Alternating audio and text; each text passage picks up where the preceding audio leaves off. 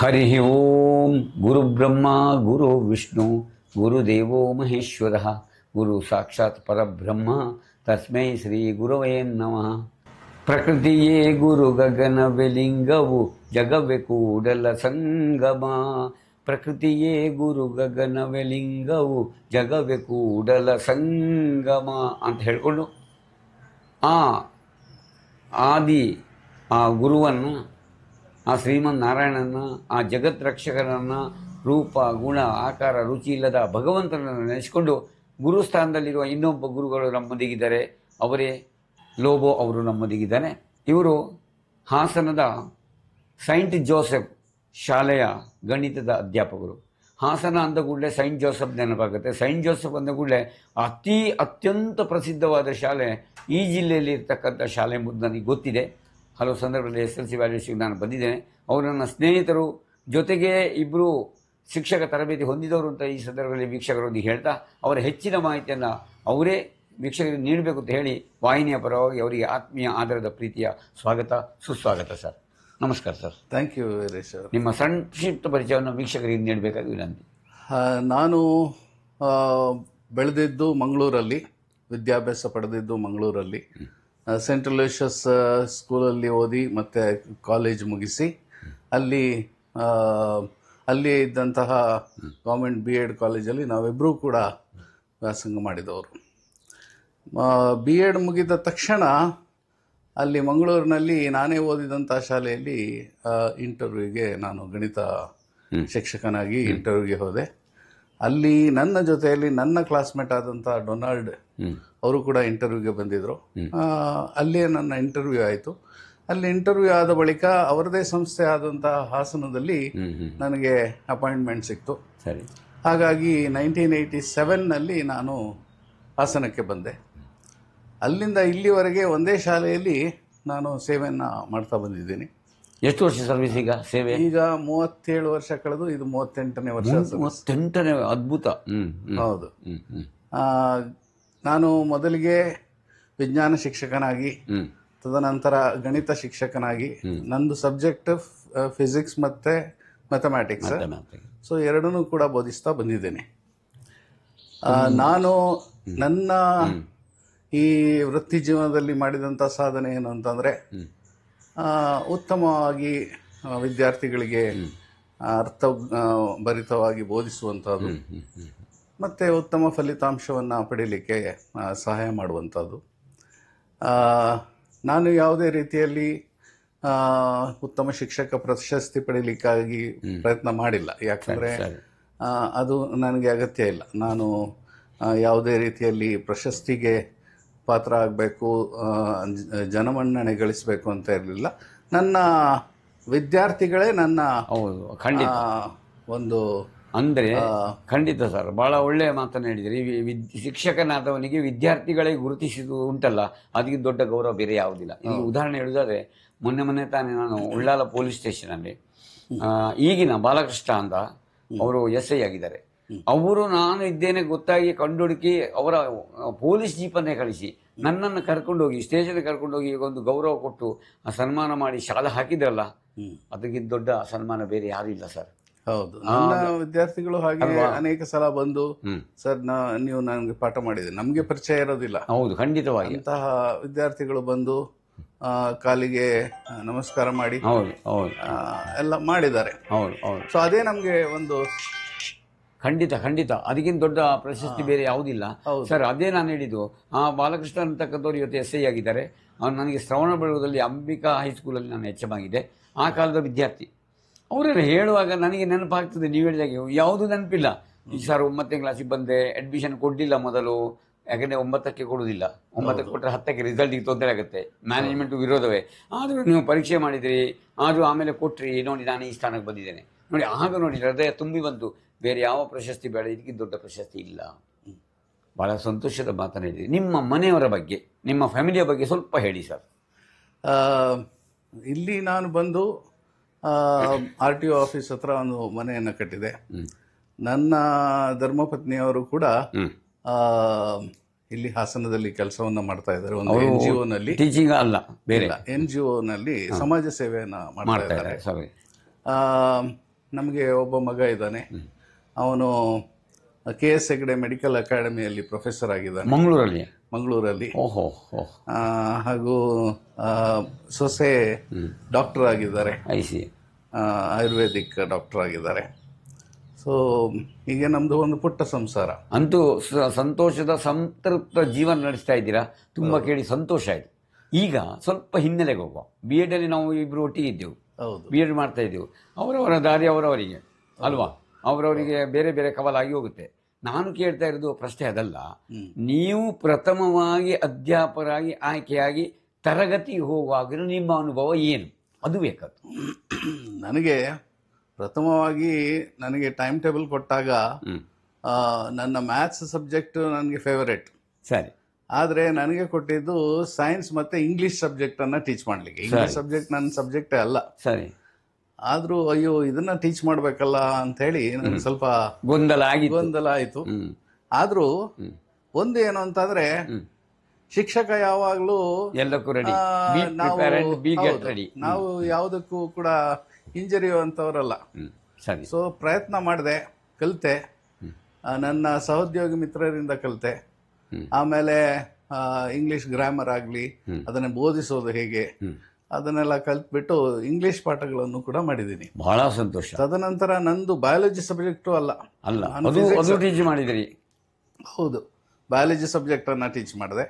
Biology subject ಅಲ್ಲಿ ಇರತಕ್ಕಂತ ಒಬ್ರು ಅಧ್ಯಾಪಕರು ನಮ್ಮಲ್ಲಿ ಈ ಮಕ್ಕಳಿಗೆ ಪ್ರಾಕ್ಟಿಕಲ್ ಆಗಿ ಯಾವುದೂ ತೋರಿಸ್ತಿರ್ಲಿಲ್ಲ. ಈಗ ಉದಾಹರಣೆಗೆ ಕಪ್ಪೆಯ ಒಂದು ಜೀರ್ಣಾಂಗ ವ್ಯೂಹ ಎಲ್ಲ ತೋರಿಸಬೇಕಾದ್ರೆ ಕಪ್ಪೆಯನ್ನು ನನಗೆ ಬಯಾಲಜಿ ಲ್ಯಾಬೊರೇಟರಿಯಲ್ಲಿ ನಾವು ಡಿಸೆಕ್ಟ್ ಮಾಡಿ ಎಲ್ಲ ಗೊತ್ತಿಲ್ಲ. ನಮಗೆ ಹೇಗೆ ಅದನ್ನ ಕತ್ತರಿಸುವುದು ಅನ್ನೋದು ಗೊತ್ತಿಲ್ಲ. ಮಕ್ಕಳಿಗೆ ತೋರಿಸ್ಬೇಕು. ಅದಕ್ಕೋಸ್ಕರ ನಾನೇನ್ ಮಾಡಿದೆ, ಕಪ್ಪೆಗಳನ್ನ ಹಿಡಿಯೋಕೆ ಶುರು ಮಾಡಿದೆ. ಕಪ್ಪೆಗಳನ್ನ ಹಿಡಿದು ಅದನ್ನ ಕತ್ತರಿಸಿ ಅದ್ರ ಒಳಭಾಗ ಫಸ್ಟ್ ನಾನು ಸ್ಟಡಿ ಮಾಡ್ಬೇಕಲ್ಲ. ಮತ್ತೆ ಫಸ್ಟ್ ನಾನು ನೋಡ್ಬಿಟ್ಟು ಆ ಪುಸ್ತಕದಲ್ಲಿ ಇರೋ ಹಾಗೆ ಅಲ್ಲಿ ಇದೆ ಅಂತ ಹೇಳಿ ನಾನು ಗುರುತಿಸಿ ಮಾಡಿಕೊಂಡು ಅದನ್ನು ತೋರ್ಸೋಕೆ ಶುರು ಮಾಡಿದ ನಮ್ಮಲ್ಲಿ 5 ಸೆಕ್ಷನ್ಗಳಿವೆ. 5 ಸೆಕ್ಷನ್ಗಳಲ್ಲಿ ನಾನು 2 ಸೆಕ್ಷನ್ಗಳಿಗೆ ಮಾಡ್ತೀನಿ, ಅವ್ರು 3 ಸೆಕ್ಷನ್ಗಳಿಗೆ ಪಾಠ. ಅವರು ಸೀನಿಯರ್, ತುಂಬಾ ಸೀನಿಯರ್ ಅವರು. ಅದನ್ನ ನೋಡ್ಬಿಟ್ಟು 3 ಸೆಕ್ಷನ್ ಅವರಿಗೆ ಕಪ್ಪೆ ತೋರಿಸಿದ್ದಾರೆ, ನಮಗೂ ತೋರಿಸಿ ಸರ್ ಅಂತ ಅವ್ರಿಗೆ ಕಾಟ ಕೊಡೋಕೆ ಶುರು ಮಾಡಿದ್ರು. ಅವ್ರು ಬಂದು ನನಗೆ, ಇಲ್ಲ ನೀವು ಅದನ್ನೆಲ್ಲ ಇಲ್ಲಿ ತೋರಿಸೋದಲ್ಲ, ಅದು PUC ಲೆವೆಲ್ದು ಅದೆಲ್ಲ, ಅದನ್ನೆಲ್ಲ ಮಾಡೋದು ನೀವು ಹೋಗ್ಬೇಡಿ ಅದು ಅಂತ. ಯಾಕಂದ್ರೆ ಅವ್ರಿಗೆ ತಲೆ ಬಿಸಿ. ಖಂಡಿತ ತೋರಿಸೋದು. ನಾನು ಹೇಳಿದೆ, ಇಲ್ಲ ಸರ್, ಅದು ಪ್ರಾಕ್ಟಿಕಲಿ ಅವ್ರು ನೋಡಿದ್ರೆ ಅರ್ಥ ಆಗತ್ತೆ ಅಂತ ಹೇಳಿ ನಾನು ಹೇಳಿದೆ. ಅದಾದ್ಮೇಲೆ ಅವರು ಕಪ್ಪೆ ಕೊಯ್ಯೋಕೆ ಶುರು ಮಾಡಿದ್ರು. ಒಂದು ನಿಮ್ಮದು ಸ್ವಲ್ಪ ಕಿರಿಕಾದ್ರೂ ಅವರು ಅದಕ್ಕೆ ಜಿರಳೆಯನ್ನ ಹಿಡಿದು ಜಿರಳೆಯ ಭಾಗಗಳನ್ನ ತೋರಿಸೋದು, ಇದೆಲ್ಲ ಒಟ್ಟಿನಲ್ಲಿ ನನ್ನ ಸಬ್ಜೆಕ್ಟ್ ಅಲ್ಲದಿದ್ರು ಕೂಡ ಆ ಸಬ್ಜೆಕ್ಟ್ ನ ಬಗ್ಗೆ ಮಕ್ಕಳಿಗೆ ಅರ್ಥ ಆಗುವ ರೀತಿಯಲ್ಲಿ ಮಾಡುವಂತದ್ದು ನನ್ನ ಉದ್ದೇಶ ಆಗಿತ್ತು. ಖಂಡಿತ ನಿಮ್ಮನ್ನು ಕ್ರಿಯೇಟಿವ್ ಟೀಚರ್ ಅಂತ ಕರೀತೇನೆ. ಟೀಚರ್ಸ್ಗಳು ಯಾವಾಗಲೂ ಕ್ರಿಯೇಟಿವ್ ಆಗಿರ್ಬೇಕು. ಹಾಗಿದ್ರೆ ಮಾತ್ರ ಮಕ್ಕಳು ಕ್ರಿಯೇಟಿವ್ ಆಗ್ತಾರೆ. ಸಬ್ಜೆಕ್ಟ್ ಅಲ್ಲದಿದ್ರು ನೀವು ಕಲ್ತು ಮಾಡಿದ್ದೀರಲ್ಲ, ಅದನ್ನ ಮಾಡುವಂತದ್ದು ಇದೆಯಲ್ಲ, ಅದು ಸ್ವಲ್ಪ ಕಷ್ಟ ಆದ್ರೂ ಸ್ವಲ್ಪ ಚಾಲೆಂಜ್ ಅಂತ ಹೇಳ್ಬೋದು. ಆದರೂ ಸಮೇತ ಮಾಡ್ಲಿಕ್ಕೆ ಸಾಧ್ಯ ಇದೆ. ಹೌದು. ನಮ್ಮ ಹಳೆಯ ವಿದ್ಯಾರ್ಥಿಗಳು ನನ್ನನ್ನು ಬಯಾಲಜಿ ಟೀಚರ್ ಅಂತ ಕರಿತಿದ್ರು. ಯಾಕಂದ್ರೆ ಅವರಿಗೆ ನಾನು ಮ್ಯಾಥ್ಸ್ ಟೀಚ್ ಮಾಡೋದು ಗೊತ್ತೇ ಇಲ್ಲ. ಹೀಗಾಗಿ ಆ ಪರಿಸ್ಥಿತಿ ಇತ್ತು. ಬಹಳ ಒಳ್ಳೆಯ ಮಾತನ್ನು ಹೇಳಿದ್ರಿ. ನೀವು ಹೇಳುವಾಗ ನನಗೂ ನೆನಪಾಯ್ತು. ನನ್ನನ್ನು ಕರ್ನಾಟಕದಲ್ಲಿ ಇಂಗ್ಲಿಷ್ ಮಾಸ್ಟರ್ ಅಂತ ಕರೆಯೋದು. ನಾನು cross the border of Karnataka and went to Kerala. ಆಗ ನಾನು ಕನ್ನಡದ ಸಂಪನ್ಮೂಲ ವ್ಯಕ್ತಿಯಾದೆ. ಹಾಗೆ ವ್ಯಕ್ತಿಗಳು ನೀವು ಹೇಳಿದಾಗ ನೀವು ಹೇಳಿದಾಗೆ ನನ್ನದು ಸಹ, ನಾನು ಕನ್ನಡ ಅಲ್ಲ, ಸೆಕೆಂಡ್ ಲ್ಯಾಂಗ್ವೇಜ್ ಕನ್ನಡ, ಅದೆಲ್ಲರಿಗಿದೆ. ಅಂದರೆ ಕನ್ನಡ ಅಧ್ಯಾಪಕನಾದೆ, ಸಂಪನ್ಮೂಲ ವ್ಯಕ್ತಿಯಾದೆ, ರಾಜ್ಯ ಮಟ್ಟಕ್ಕೆ ಹೋದೆ, ರಾಜ್ಯ ಮಟ್ಟದಲ್ಲಿ ಸಂಪನ್ಮೂಲ ವ್ಯಕ್ತಿಯಾದೆ, ಟೆಕ್ಸ್ಟ್ ಬುಕ್ ಇದೆ, ಹೀಗೆಲ್ಲ ಚೈತನ್ಯ ಆದರೆ ಅಲ್ಲಿಯವರಿಗೆ ನಾನು ಇಂಗ್ಲೀಷ್ ಮಾಸ್ಟರ್ ಒಪ್ಪುವುದಿಲ್ಲ, ಇಲ್ಲಿಯವರು ಕನ್ನಡ ಮಾಸ್ಟರ್ ಒಪ್ಪುವುದಿಲ್ಲ. ಅದು ನೀವು ಹೇಳಿದಂಥ ಹೊಸ ಅನುಭವ. ತುಂಬ ಸಂತೋಷ. ನಿಮ್ಮ ಪ್ರಥಮ ಅನುಭವ ಏನು? ಇದಾಯಿತು. ತರಗತಿಗೆ ಹೋದ ಕೂಡಲೇ ಫೇಸ್ ಮಾಡಬೇಕು ಮಕ್ಕಳನ್ನ. ಒಂದು ಸ್ವಲ್ಪ ಇದಿರ್ತದೆ, ಯಾವ BEd ಮಾಡಿದ್ರು ಸಮೇತ ಒಂದ ಹೆದರಿಕೆ ಇರ್ಬೋದು, ಇಲ್ಲಾಂದ್ರೆ ಓವರ್ ಕಾನ್ಫಿಡೆನ್ಸ್, ನನ್ಗೆ ಗೊತ್ತಿಲ್ಲ. ಖಂಡಿತ. ಯಾಕಂದ್ರೆ ನನಗೆ ಮೊದಲೇ ನಮ್ಮ ಹೆಡ್ ಮಾಸ್ಟರ್ ಎಲ್ಲ ಹೇಳಿದ್ರು, ಮಕ್ಕಳನ್ನ ಸ್ವಲ್ಪ ಸ್ಟ್ರಿಕ್ಟ್ ಆಗಿಟ್ಟಿರ್ಬೇಕು ಅಂತ. ಯಾಕಂದ್ರೆ ಅವರು ಆ ಕಡೆ ಈ ಕಡೆ ನಮ್ಮ ಕ್ಲಾಸನ್ನು ಅಬ್ಸರ್ವ್ ಮಾಡಿ ತಿರುಗಾಡ್ತಾ ಇದ್ರು. ಏನಾದರೂ ಗಲಾಟೆ ಕಂಡು ಬಂದ್ರೆ ಆ ಟೀಚರ್ ಅಷ್ಟು ಅವ್ರಿಗೆ ಶಿಸ್ತಿಲ್ಲ. ಶಿಸ್ತು ಇಲ್ಲ, ಕಂಟ್ರೋಲ್ ಇಲ್ಲ ಅನ್ನುವಂತ ಒಂದು ಮಾತು ಬರುತ್ತೆ. പക്ഷെ ಕಂಟ್ರೋಲ್ ಇಟ್ಕೋಬೇಕು ಅಂತ ಹೇಳಿ ಮಕ್ಕಳನ್ನ ಸ್ವಲ್ಪ ಹೆದರಿಸ್ಬೇಕಾಗುತ್ತೆ. ಆಗ ನಾನು ಒಬ್ಬ ಹುಡುಗನನ್ನ ಕರೆದೆ.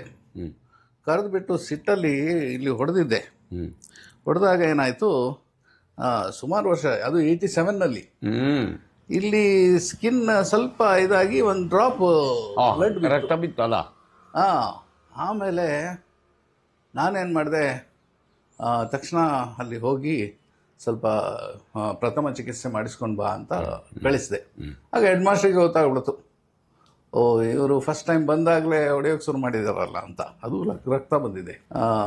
ಅವರು ಆ ಹುಡುಗನನ್ನ ಕರೆದು ಕೇಳಿದರು, ಅಲ್ಲ ನೀನು ಮನೆಯಲ್ಲಿ ಹೇಳ್ತೀಯ? ಅವನು ಹೇಳ್ದ ಇಲ್ಲ ಇಲ್ಲ ಅಂತ. ಯಾಕೆ ಅಂತ ಕೇಳಿದ್ರೆ ಮನೆಯಲ್ಲಿ ಇನ್ನೂ ಹೊಡಿತಾರೆ ಅಂತ. ಆಗಿನ ಪರಿಸ್ಥಿತಿ ಆ ತರ ಇತ್ತು, ಹಾಗೆ ಇತ್ತು. ಈಗ ಬಿಡಿ, ಈಗ ಹುಡುಗರು ಅಲ್ಲ, ಮುಟ್ಟಬಹುದು ಸಾಧ್ಯ, ಆ ಕಡೆ ದುರುಗುಟ್ಟಿ ನೋಡಬಾರ್ದು. ಹೌದು, ಖಂಡಿತ ಪರಿಸ್ಥಿತಿ ಬಂದಿದೆ. ಶಿಕ್ಷಕರ ಒಂದು ಯಾವ ರೀತಿಯ ಪರಿಸ್ಥಿತಿ ಇದೆ ಅಂದ್ರೆ, ಅವರು ಮಕ್ಕಳಿಗೆ ಕಾಲು ಹಿಡಿಬೇಕು. ಈಗ ಒಂದು ಆಕ್ಟಿವಿಟಿ ಕಲೆಕ್ಟ್ ಮಾಡಬೇಕು ಅಂದ್ರೆ ಮಕ್ಕಳ ಕಾಲು ಹಿಡಿಬೇಕು, ಆ ಥರ ಮಟ್ಟಕ್ಕೆ ತಂದಿದ್ದಾರೆ. ಕೊಡಲ್ಲ ಸರ್, ನೀವೇನ್ ಮಾಡ್ತೀರಿ ಮಾಡಿ, ನನ್ಗೆ ಬೇಕಾದ್ರೆ 0 ಹಾಕಿ ಅಂತಾರೆ. ನೋಡಿ ನೋಡಿ ಎಲ್ಲಿಗೆ ಈ ತರ ಮಕ್ಕಳು ಇದ್ದಾರೆ. ಯಾಕಂದ್ರೆ ಈಗ ಏನಾಗಿದೆ, ಪೇರೆಂಟ್ಸ್ಗಳಿಗೆ ಒಬ್ಬರೇ ಮಗ ಅಥವಾ ಒಬ್ಬಳೇ ಮಗಳು, ಅವ್ರು ಬಂದು ಹೇಳೋದು ನಾನೇ ಹೊಡೆಯೋದಿಲ್ಲ, ಮತ್ತೆ ನೀವು ಯಾಕೆ ಹೊಡಿತೀರಿ ಅಂತ ಹೇಳಿ ನಮಗೆ ಗದರಿಸ್ತಾರೆ. ನೀವು ಹೇಳಿದ್ದು ಸತ್ಯ ಸರ್, 100ಕ್ಕೆ 100 ಸತ್ಯ. ಈಗ ಏನಾಗಿದೆ ಅಂತ ಹೇಳಿದ್ರೆ, ಕಲಿಯುಗದಲ್ಲಿ ಶ್ರೀಗುರು ಶಿಷ್ಯಂಗೆ ವಂದಿಸಿ ಬುದ್ಧಿಯೆಲ್ಲ ಕಲಿಸಿದರೆ ಅಹುದಹುದನೆಯ ಹೋಗಿದೆ. ಕಲಿಯುಗದಲ್ಲಿ ಶ್ರೀಗುರು ಶಿಷ್ಯನಿಗೆ ಕಾಲಿಗೆ ಬಿದ್ದು ಮಗನೇ ಬಾ, ನೀನು ಒಮ್ಮೆ ಬಂದು ಕೂತ್ಕೋ ಸಾಕು, ಏನು ಬರೆಯೋದು ಬೇಡ ಅಂತ ಹೇಳಿ ನೀನು ಬಂದ್ರೆ ನನ್ನ ಪೋಸ್ಟ್ ಉಳಿತದೆ ಹೇಳುವ ಸ್ಥಿತಿ ಬಂದು ಹಾಕಿದ್ದಾರಲ್ಲ. ಹೌದು, ತಪ್ಪಿದು. ಆಮೇಲೆ ಶಿಕ್ಷೆ ಅನ್ನೋದು ಮಾಡಬಾರದು ಅಂತ ಹೇಳಿ ನಮ್ಮಲ್ಲಿ ಯಾವುದೇ ರೀತಿಯಲ್ಲಿ ಶಿಕ್ಷೆ ಕೊಡುವಂಗಿಲ್ಲ ನಾವು. ಹೌದು, ಆದ್ರೆ ನಾವು ಶಿಕ್ಷಣ ನೀಡಬೇಕು. ಶಿಕ್ಷೆ ಕೊಡದೆ ಶಿಕ್ಷೆ ನೀಡಬೇಕನ್ನೋ ಒಂದು ಮಾತಿದೆ. ನಾಗರ ಹಾವು ವಿಷವನ್ನೇ ಕಳ್ಕೊಂಡ್ರೆ ಹೋಯ್ತು, ಅದು ಬುಸ್ಕುಟ್ಬೇಕಲ್ಲ. ಬುಸ್ಸುತ್ತಾರೆ ಹೇಳುವಂಥದ್ದು ಇಲ್ಲ ಅಂತ ಹೇಳಿದ್ರೆ ಕೈಯಲ್ಲಿ ಬೆತ್ತ ಉಪಯೋಗಿಸುದು ಬೇಡ, ಕೈಯಲ್ಲಿ ಉಂಟದ್ದು ತೋರಿಸ್ಬೇಕ ಬೇಡ. ಹೌದು, ಅದಿದ್ರೆ ಅಲ್ವಾ ಅಲ್ಲಿ ಭಯ ಇರಬೇಕಲ್ಲ. ಭಯ, ನಿರ್ಭಯದ ವಾತಾವರಣದಲ್ಲಿ ಆದೀತಾವ. ಇಲ್ಲಿ ಯಾವ ರೀತಿಯ ಪರಿಸ್ಥಿತಿ ಶಿಕ್ಷಕರಿಗೆ ಬಂದಿದೆ ಅಂದ್ರೆ, ಅವರು ಗದರಿಸುವಾಗಿಲ್ಲ, ಆಮೇಲೆ ಪೇರೆಂಟ್ಸಿಗೂ ಕರೆಯುವಾಗಿಲ್ಲ ನೋಡಿ. ಯಾಕಂದ್ರೆ ಅವರಿಗೆ ಮಾನಸಿಕ ಒತ್ತಡ ಆಗುತ್ತೆ ಅಂತ ಹೇಳಿ.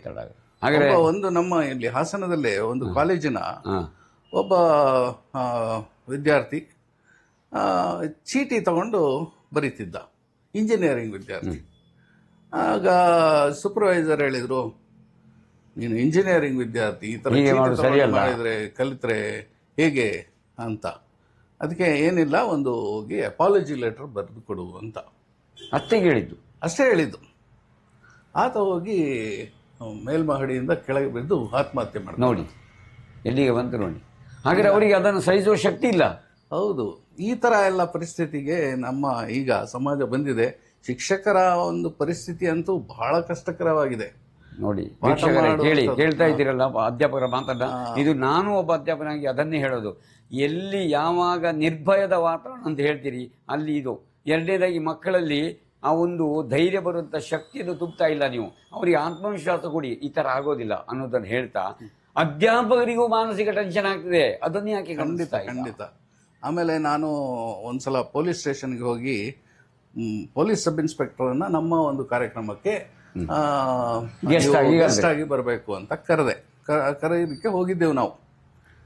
ಅಂತ ಸಂದರ್ಭದಲ್ಲಿ ಅಲ್ಲಿ ಎಲ್ಲ ಕೈದಿ, ಈ ಪೊಲೀಸ್ ಸ್ಟೇಷನ್ ಅಲ್ಲಿ ಗೊತ್ತಲ್ಲ ನಿಮ್ಗೆ ಎಂತ ಇರ್ತಾರೆ ಅಂತ. ಹೌದು, ಅವರನ್ನೆಲ್ಲ ಆಗಾಗ ಹೇಳ್ತಾ ಇದ್ರು, ಏಯ್ ಸುಮ್ಮನಿರು ಹಾಗೆ ಹೀಗೆ ಅಂತ. ಆಮೇಲೆ ಅವರು ಹೇಳಿದ್ದು, ನಿಮ್ಮ ಹಾಗೇನೆ ನಮ್ಮ ಪಾಡು ಕೂಡ ಆಗಿದೆ. ನಾವೇನಾದರೂ ಒಂದು ಏಟು ಹೊಡೆದ್ರೆ ನಮಗೆ ವಿರುದ್ಧವಾಗಿ ಬರ್ತಾರೆ. ಈಗ ಏನಾಗಿದೆ, ಸ್ಕೂಲಲ್ಲಿ ಯಾವಾಗ ಶಿಕ್ಷೆ ಸ್ಟಾಪ್ ಆಯಿತೋ ಇವರ ಸಂಖ್ಯೆ ಕೂಡ ಜಾಸ್ತಿ ಆಗಿದೆ ಅಂತ. ಖಂಡಿತ ಇವತ್ತು ಕ್ರಿಮಿನಲ್ಸ್ಗಳು ಜಾಸ್ತಿ ಆಗಿದ್ದಾರೆ. ಹೌದು, ಖಂಡಿತ. ಯಾಕಂದ್ರೆ ಕಂಟ್ರೋಲ್ ಇಲ್ಲ, ಶಿಕ್ಷೆ ಇಲ್ಲ, ಭಯ ಇಲ್ಲ. ಹಿಂಗೆ ಪರಿಸ್ಥಿತಿ ನಮ್ದು ಆಗಿದೆ. ಮುಂದೆ ಯಾವ ರೀತಿ ಸಮಾಜ ನಿಲ್ಲುತ್ತೋ ಅಂತ ಗೊತ್ತಿಲ್ಲ. ಶಿಕ್ಷಣ ಮತ್ತೆ ಇನ್ನೊಂದು ಫೇಲ್, 1ರಿಂದ 9ನೇ ತರಗತಿ ತನಕ ಫೇಲ್ ಇಲ್ಲದೆ ಅವನು ಪ್ರಮೋಟ್ ಆಗಬೇಕು. ನಾನು ಬಂದಂಥ ವರ್ಷಗಳಲ್ಲಿ ಫೇಲ್ ಮಾಡಬಹುದಾಗಿತ್ತು. ಫೇಲ್ ಮಾಡೋದಂತಲ್ಲ, ಮಕ್ಕಳು ಫೇಲ್ ಆದರೆ ಅವರನ್ನು ಅದೇ ತರಗತಿಯಲ್ಲಿ ಮತ್ತೊಂದ್ಸಲ ಫೇಲ್ ಆಗಬಾರ್ದು. ಫೇಲ್ ಅಂದ್ರೆ ಅರ್ಥ ಏನು ಅಲ್ಲ, ಹೆಣ್ಣಿನದಲ್ಲ, ಸ್ವಲ್ಪ ಇನ್ನೂ ಹೆಚ್ಚು ಕಲಿಬೇಕು ಅಂತ ಅಷ್ಟೇ ಅಲ್ವಾ? ಹೌದು. ಅದನ್ನ ಯಾಕೆ ಈ ತರ ಮಾಡಿದೆ? ಅದೇನಾಯ್ತು, ಮಕ್ಕಳು ಹೇಗೂ ನಮ್ಮನ್ನ ಪಾಸ್ ಮಾಡ್ತಾರೆ, 0 ಬಂದ್ರು ವಾಸು, ಅವರು ಬರೆಯೋದು ಇಲ್ಲ, ಕಲಿಯೋದು ಇಲ್ಲ, ಹಾಗೆ ಪೇಪರ್ ಕೊಡ್ತಾರೆ, ಖಾಲಿ ಪೇಪರ್ ಕೊಡ್ತಾರೆ. ನಮಗೆ ಅನಿವಾರ್ಯ ಮಾರ್ಕ್ ಕೊಡ್ಲೇಬೇಕಾಗಿ. ಆಗ ಡಿಪಾರ್ಟ್ಮೆಂಟ್ ಏನು ಹೇಳುತ್ತೆ, ಅವರಿಗೆ ಪರಿಹಾರ ಬೋಧನೆ ಮಾಡಿ. ಪುನಃ ಅದೇ ಅಲ್ವಾ? ಪರಿಹಾರ ಬೋಧನೆ ಮಾಡಿದಾಗ್ಲೂ ಅವನು ಅಷ್ಟೇ ಎಷ್ಟು ಮಾಡಿದ್ರು ಅಷ್ಟೇ ತಾನೆ. ಹೌದು. ಕೊಡದಲ್ಲಿ ನೀರಿಲ್ಲ ಇರೋ ಎಲ್ಲಿಂದ ನೀರು ಬರ್ತದೆ? ಖಾಲಿ ಕೊಡವೆ. ಈಗ ನಮ್ಗೆ ಒಂದು ಹಸುಗೆ ನೀರು ಕುಡಿಸ್ಬೇಕು ಅಂದ್ರೆ ಅದಕ್ಕೆ ದಾಹ ಇರ್ಬೇಕಲ್ಲ. ಹೌದೌದು. ದಾಹ ಇಲ್ಲದೆ ಮಾಡಿದ್ರು ಕುಡಿಸಕ್ಕ. ಬಹಳ ಒಳ್ಳೆ ಮಾತದು. ಇವನಿಗೆ ವಿದ್ಯಾಭ್ಯಾಸದ ದಾಹವೇ ಇಲ್ಲದವನು ಹೇಗೆ ಅವ ಮೇಲೆ ಬರ್ತಾನೆ? ಹೌದು. ಅಂತಹ ವಿದ್ಯಾರ್ಥಿಗಳನ್ನ ಕರೆದು ನಾವು 10th ಅಲ್ಲಿ ರಿಸಲ್ಟ್ ಕೊಡಬೇಕು. ಆತ್ಮೀಯ ವೀಕ್ಷಕರೇ ಮತ್ತು ಜನಪ್ರತಿನಿಧಿಗಳೇ, ಅಧ್ಯಾಪಕರ ಒಡಲಾಳದ ನುಡಿಯನ್ನು ಕೇಳಿದ್ರಲ್ಲ. ಇನ್ನಾದರೂ ನಿಮ್ಮ ಒಂದು ಇರ್ತಕ್ಕಂಥ ಶಿಕ್ಷಣ ನೀತಿಯಲ್ಲಿ ಸ್ವಲ್ಪ ಇದನ್ನು ಬದಲಾವಣೆ ಮಾಡಿ. 2 ಚೈಲ್ಡ್ ಲೈನ್ ಎಂಬುದು ಬಹಳ ಉಪದ್ರ ಕೊಡ್ತಾ ಇದೆ. ಚೈಲ್ಡ್ ಲೈನ್ ಎಂಬುದು, ನಾನು ಒಂದು ಉದಾಹರಣೆ ಹೇಳಬಲ್ಲೆ. 1 ರಿಂದ 4ನೇ ಕ್ಲಾಸಿಗೆ ಕಲಿಸ್ತಕ್ಕಂಥ ಅಧ್ಯಾಪಕ ಆ ಬೆನ್ನು ನುಡಿ ಶಾಬಾಸ್ ಅಂತ ಹೇಳಿದೆ, ಆಗದವರ ಮೇಲೆ ಕಂಪ್ಲೇಂಟ್ ಕೊಟ್ಟರೆ ಫೋಕ್ಸೋ ಹಾಕ್ತೀರಾ. ಫೋಕ್ಸೋಗೆ ಮಾತ್ರ ಅಲ್ಲ ಇದು. ಅದು ಹೇಗೆ ಫೋಕ್ಸೋ ಆಗ್ತದೆ? ಅವನು ಬೇಷಿದ್ದ ಹೊಗಳಿದ್ದು ಫೋಕ್ಸೋ ಆಗ್ತದೆ, ಗಮನಿಸಿ. ಜೊತೆಗೆ ಚೈಲ್ಡ್ ಲೈನ್ ನೋಡಬೇಕಾದ ಒಂದು ಶಾಲೆಯಲ್ಲಿ ಅನುದಾನಿತ ಶಾಲೆಯಲ್ಲಿ ಅಧ್ಯಾಪಕರೇ ಕೊಡದೇ ಇರುವುದು ತಪ್ಪು. ಆಗ ಮಗುವಿಗೆ ಅವಕಾಶ ವಂಚನೆ ಆಗ್ತದೆ. ಅದು ಮಗುವಿನ ದೌರ್ಜನ್ಯ ಅಲ್ವಾ? ಇದನ್ನು ಗಮನಿಸಿ ಅಂತ ಹೇಳ್ತಾ ಮಾತುಕತೆ ಮುಂದುವರಿಸ್ತಾ ಇದ್ದೇವೆ ಸರ್.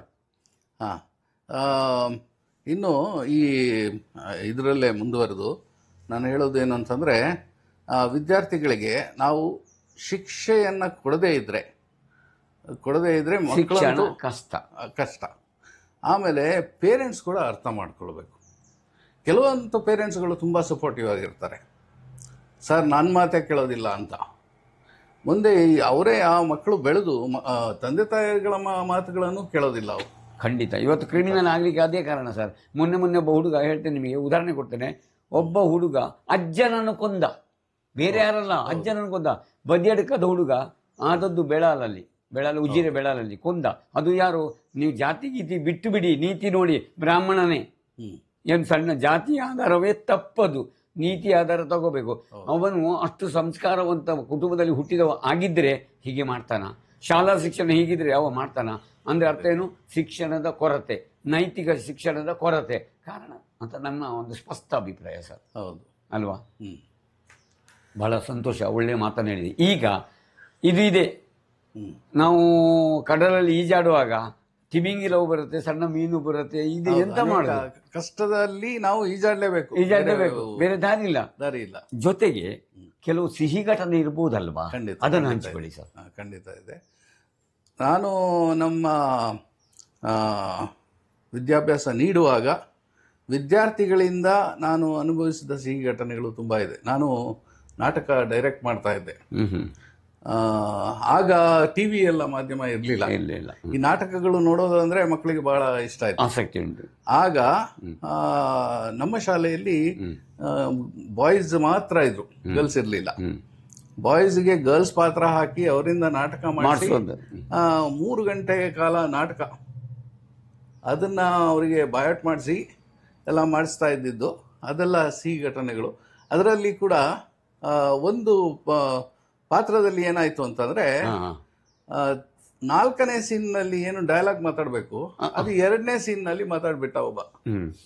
ಅಲ್ಲಿಗೆ ಏನಾಯ್ತು, ಅಲ್ಲಿಂದ ಕಂಟಿನ್ಯೂ ಆಯ್ತು. ಏನ್ ಮಾಡೋದು ಅಂತ ಗೊತ್ತಾಗದೆ ಆಮೇಲೆ ಒಂದ್ಸಲ ಪರದೆ ಹಾಕಿ ಅವರಿಗೆ ಅಲ್ಲೇ ಡೈಲಾಗ್ಸ್ ಗಳನ್ನ ಬರೆದು ಪುನಃ ಅವರನ್ನ ಅಡ್ಜಸ್ಟ್ ಮಾಡಿಸಿ ಸೀನನ್ನ ಮಾಡಿಸಿದಂತದ್ದು. ಗೊತ್ತಾಗ್ಲಿಲ್ಲ. ಆಮೇಲೆ ನಾನು ಬಂದು ನಮ್ಮ ಮುಖ್ಯೋಪಾಧ್ಯಾಯರ ಹತ್ರ ಹೇಳಿದ್ರೆ ಈ ತರ ಆಯ್ತು ಅಂತ. ಅಯ್ಯೋ ನನಗೆ ಯಾಕೆ ಹೇಳ್ತೀನಿ, ನಾಟಕ ಚೆನ್ನಾಗಿ ಆಗಿದೆ, ನನ್ಗೆ ಗೊತ್ತೇ ಆಗ್ಲಿಲ್ಲ. ಅದು ನೋಡಿ, ನಾಟಕ ಡೈರೆಕ್ಟರ್ ನಿಜವಾದ ಹಿರಿಮೆ ಮತ್ತು ಬರವಣಿಗೆ 2 ಮಾಡಿದ್ದಾರೆ ಅವರು. ಬಹಳ ಒಳ್ಳೇದು. ನೀವು ನಾಟಕ ಬರ್ದಿದ್ದೀರಾ? ಹೌದು, ನಾಟಕನೂ ಬರೆದಿದ್ದೆ, ಅಭಿನಯನೂ ಮಾಡಿದ್ದೀರಾ? ಹೌದು. ಮಂಗಳೂರಲ್ಲಿ ಇದ್ದಾಗ ನಾವು ನಾಟಕ ಬರೆದು ಅಭಿನಯ ಮಾಡಿ, ಅದು ಗೊತ್ತು. ಅದರಿಂದಲೇ ನಮ್ಮ ಪ್ರೇಮ ಪ್ರಕರಣಗಳು ಆಗಲಿ, ಸಂತೋಷ ಪ್ರಾರಂಭ ಆಗಿತ್ತು. ಸರ್, ಜೀವನವೇ ಒಂಥರ ಪ್ರೇಮಮಯ, ಗೊತ್ತಾಯ್ತಲ್ಲ. ಎಷ್ಟೋ ಸಂದರ್ಭದಲ್ಲಿ ಏನಾಗುತ್ತೆ ಗೊತ್ತಾ, ನಾನು ಹೇಳಿಕೊಟ್ಟು ತಮಾಷೆಗೆ ನಿಮ್ಮದು ಲವ್ ಮ್ಯಾರೇಜ್ ಅಂತ ಕೇಳ್ತಾರೆ. ನಾನು ನೇರ ಹೇಳ್ತೇನೆ ನಂದು ಲವ್ ಮ್ಯಾರೇಜ್. ಹಾಂ ಅದು ಹಾಗಲ್ಲ, ನಂದು ಲವ್ ಆಫ್ಟರ್ ಮ್ಯಾರೇಜ್. ಕೆಲವ್ರದ್ದು ಲವ್ ಬಿಫೋರ್ ಮ್ಯಾರೇಜ್, ವ್ಯತ್ಯಾಸ ಅಷ್ಟೇ, ಎರಡು ಒಂದೇ. ಒಂದು ಆಫ್ಟರ್, ಒಂದು ಬಿಫೋರ್. ಅದು ಅವರವರ ಹಿಂದಿನ ಕಾಲದಲ್ಲಿ ಇತ್ತು ಸರ್. ಅದಕ್ಕೆ ನಾವು ಏನು ಹೇಳ್ತೀವಿ ಅಂತ ಹೇಳಿದರೆ ಗಾಂಧರ್ವ ವಿವಾಹ. ಏನಿದು ಗಾಂಧರ್ವ ವಿವಾಹ? ಪರಸ್ಪರ ನೋಡಿ ಮನಸ್ಸಿಗೆ ಮನಸ್ಸು ಒಂದಾಗಿ ಮದುವೆ ಆಗ್ತಾರೆ, ಅದೇ ಗಾಂಧರ್ವ ವಿವಾಹ. ಏನು ದೊಡ್ಡ ಸಂಗತಿ ಅಲ್ಲ.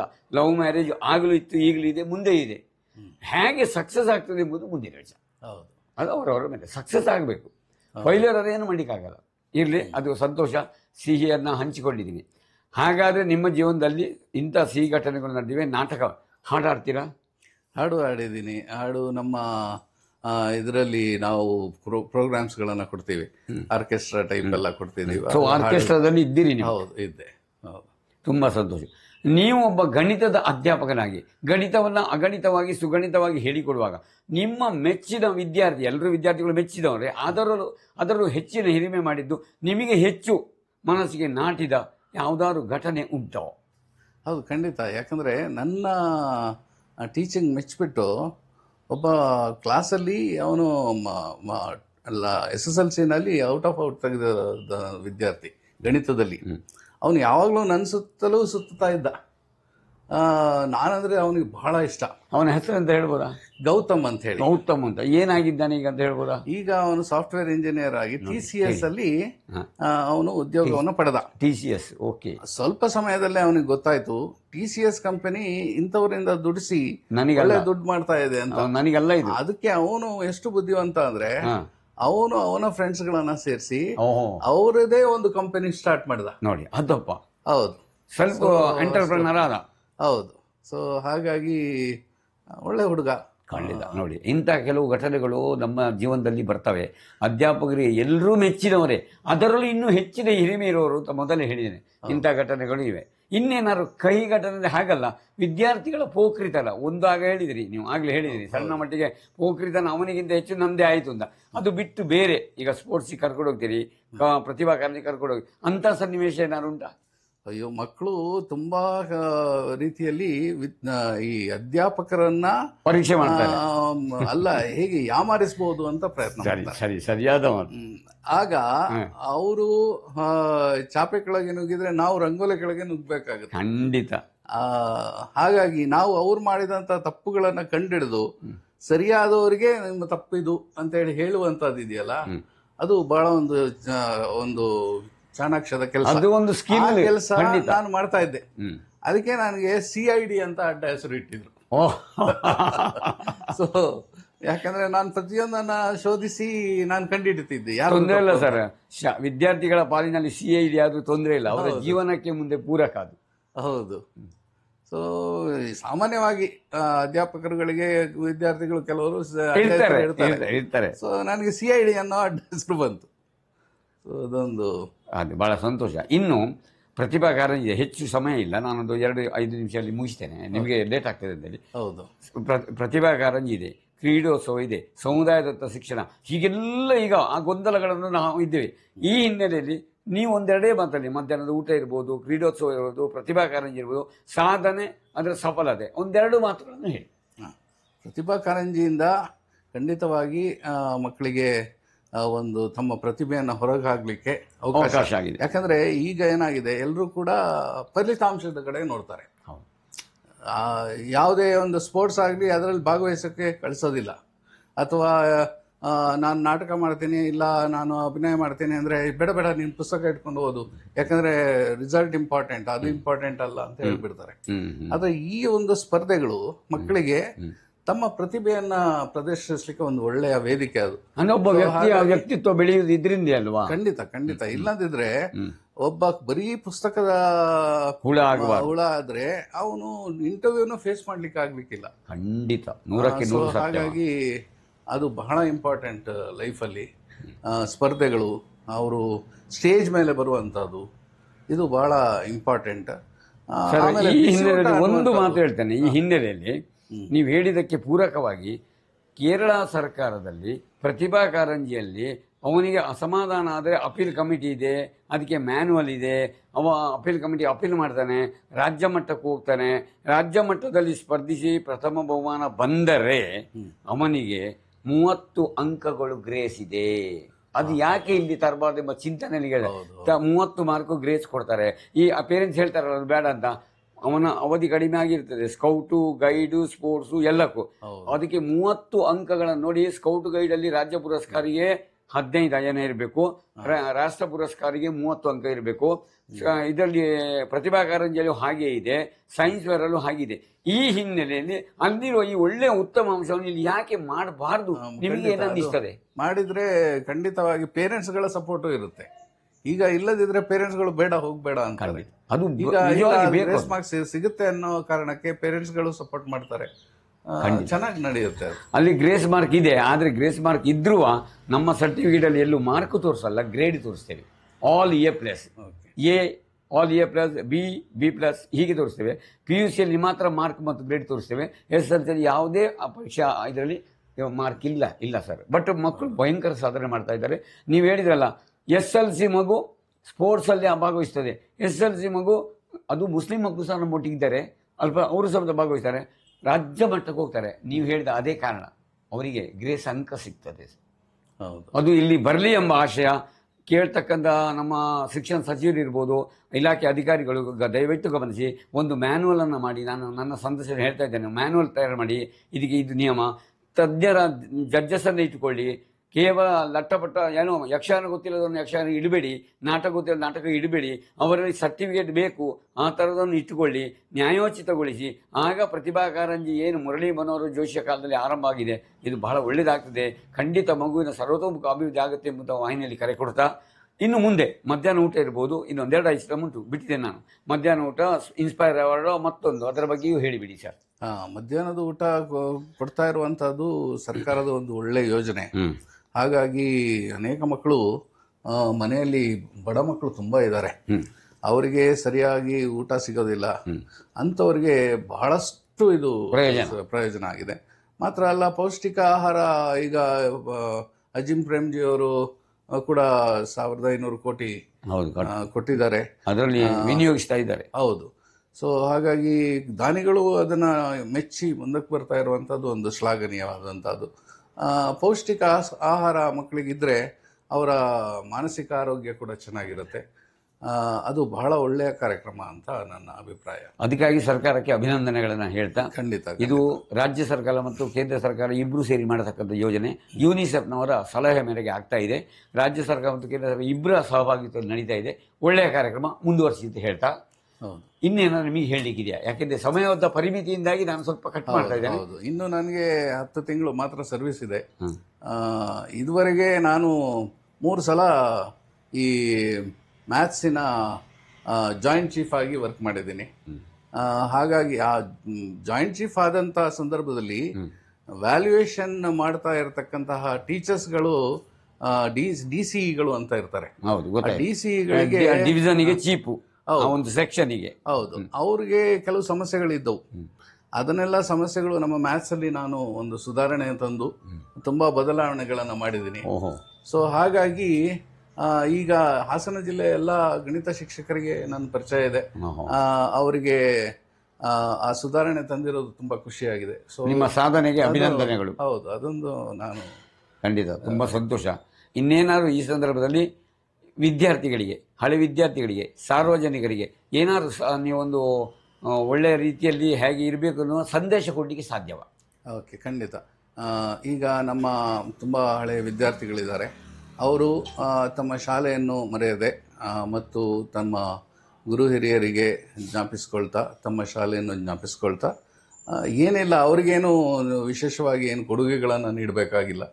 ಅವರೇನು ಅದನ್ನು ಬಯಸುವವರಲ್ಲ. ಬಂದು ಒಂದು ಸಲ ಭೇಟಿಯಾಗಿ, ಸರ್ ನಾನು ನಿಮ್ಮ ಸ್ಟೂಡೆಂಟ್ ಅಂತ ಹೇಳಿದರೆ ಅವರಿಗೆ ಎಷ್ಟೋ ಒಂದು ಖುಷಿ ಆಗುತ್ತೆ. ಸೊ ಹಾಗಾಗಿ ಎಲ್ಲ ವಿದ್ಯಾರ್ಥಿಗಳು ಅವ್ರ ಕರ್ತವ್ಯ ತಮ್ಮ ತಮ್ಮ ಟೀಚರ್ಸ್ಗಳನ್ನು ಒಂದು ಸಲ ಭೇಟಿಯಾಗುವಂಥದ್ದು.